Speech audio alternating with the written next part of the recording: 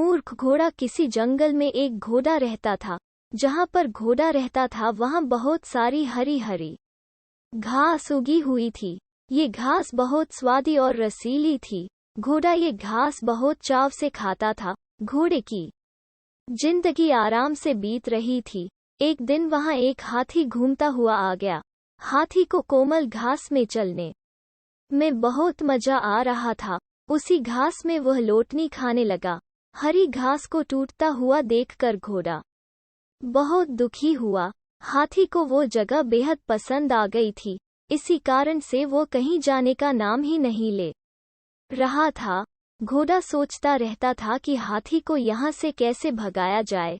हाथी का सबसे बड़ा शत्रु है शेर।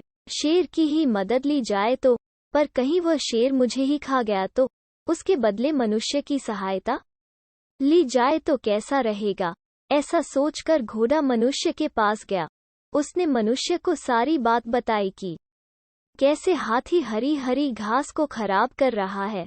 मनुष्य ने कहा, सिर्फ हाथी को मारना है, तुम्हारा ये काम मैं कर दूंगा, पर इसके लिए तुम्हें मेरी मदद करनी होगी। अगर हाथी अपनी जान बचाने के लिए भागा तो मुझे उसका पीछा करना पड़ेगा। उसके लिए मुझे तुम्हारी पीठ पर बैठकर दौड़ना पड़ेगा।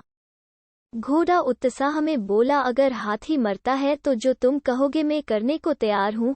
अब मनुष्य ने घोड़े की सवारी करने के लिए घोड़े की पीठ पर जीन बांधा और मुंह में लगाम डाल दी। फिर उसने अपने धनुष और बाण लिए और घोड़े पर सवार हो गया।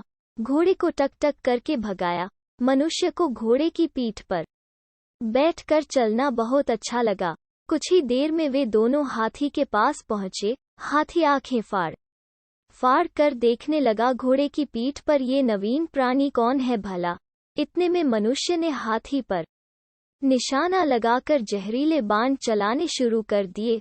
बाण के लगते ही हाथी यहाँ वहाँ भागने लगा। आखिरकार हाथी गिर पड़ा। जहर के कारण हाथी को अपनी जान गंवानी पड़ी। घोड़े ने मनुष्य से कहा कि मैं तुम्हारा मन से धन्यवाद करता हूँ। अब तुम नीचे उतरो और ये जीन और लगाम उतार लो। अब मुझे मुक्त कर दो। ये सुनकर मनुष्य जोर जोर से हंसने लगा। फिर घोड़े से कहा, मुक्त होने की आशा तुम हमेशा के लिए छोड़ दो, उसी में भलाई है। उस दिन से घोड़ा मनुष्य का गुलाम बन गया। इसलिए बिना सोचे समझे किसी पर विश्वास नहीं करना चाहिए।